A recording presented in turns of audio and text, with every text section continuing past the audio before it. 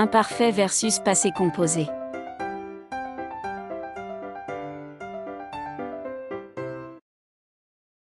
Choisir entre le passé composé et l'imparfait est parfois difficile.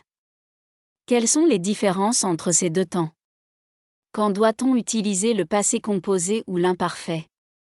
Cette vidéo répond à ces deux questions. Regardez-la jusqu'au bout, et vous saurez utiliser le passé composé et l'imparfait. On dit souvent que l'imparfait est le temps de la description et que le passé composé est le temps de l'action.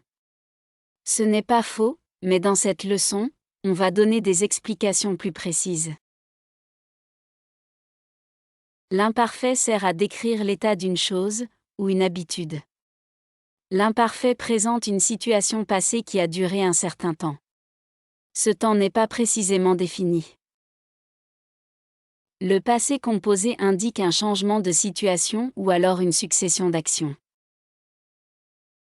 Pour comprendre, lisons cet exemple.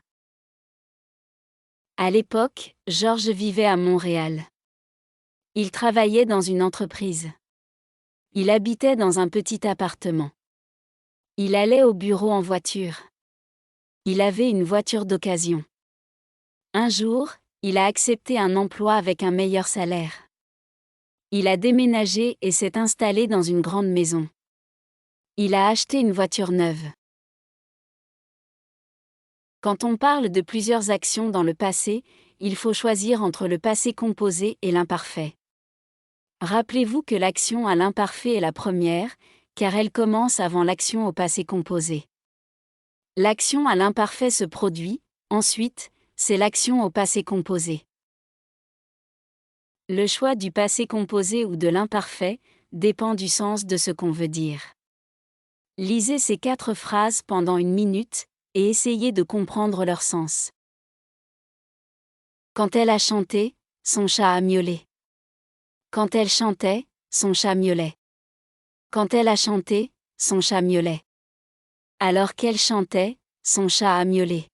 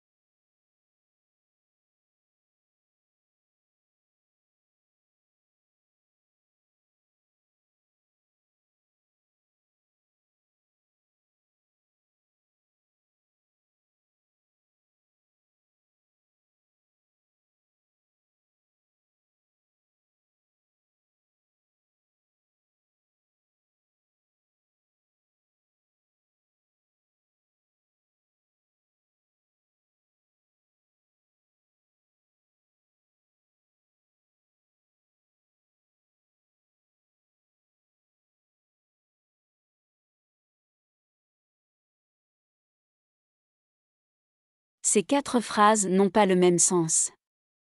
Nous allons les analyser. Quand elle a chanté, son chat a miaulé. Action numéro 1, elle a chanté. Action numéro 2, le chat a miaulé. Les deux actions se succèdent, donc on utilise le passé composé.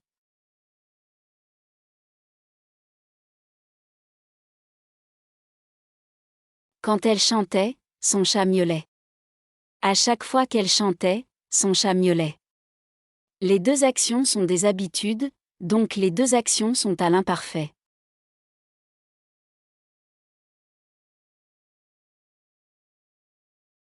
Quand elle a chanté, son chat miaulait. Elle a chanté. Le chat miaulait déjà avant qu'elle chante, et quand elle a commencé à chanter, il continuait à miauler. L'action à l'imparfait a commencé avant l'action au passé composé.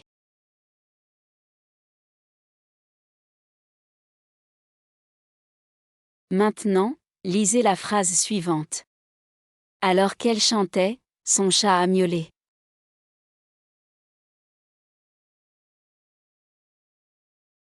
Dans cette phrase, l'action à l'imparfait a commencé avant l'action au passé composé. Elle était en train de chanter.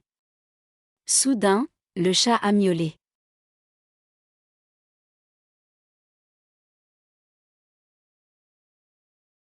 Le passé composé sert aussi à faire avancer l'histoire. Quand on raconte des faits, on utilise le passé composé. Par exemple, il est arrivé chez lui, il a enlevé ses chaussures, il est allé dans la cuisine et il a bu un verre d'eau.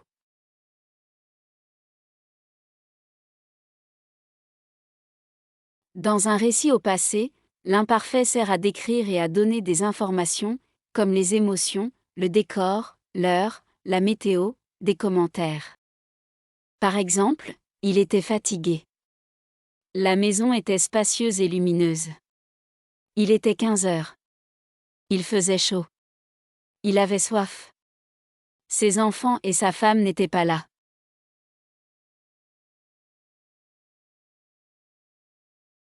Maintenant, lisez ce texte.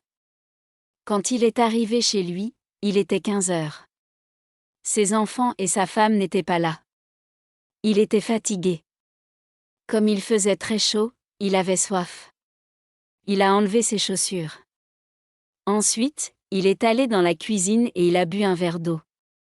Sa famille et lui vivaient dans une belle maison. Elle était lumineuse et spacieuse.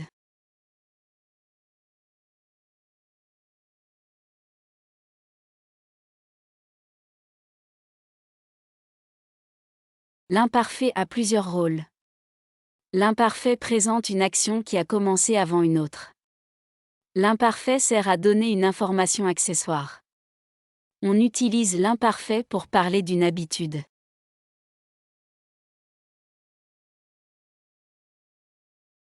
Pour comprendre, lisez ce texte. Pierre arrivait toujours en avance au bureau, mais un jour, il est arrivé en retard. Ses collègues l'attendaient dans la salle de réunion. Il a pris des documents qui étaient sur son bureau. Les documents étaient dans un classeur rouge. Ensuite, il est entré dans la salle de réunion. Ses collègues lui ont dit bonjour. Ils étaient contents de le voir.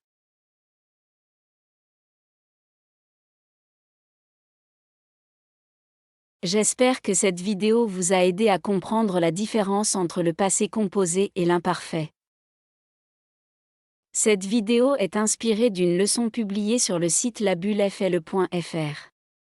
À bientôt pour une nouvelle leçon de français.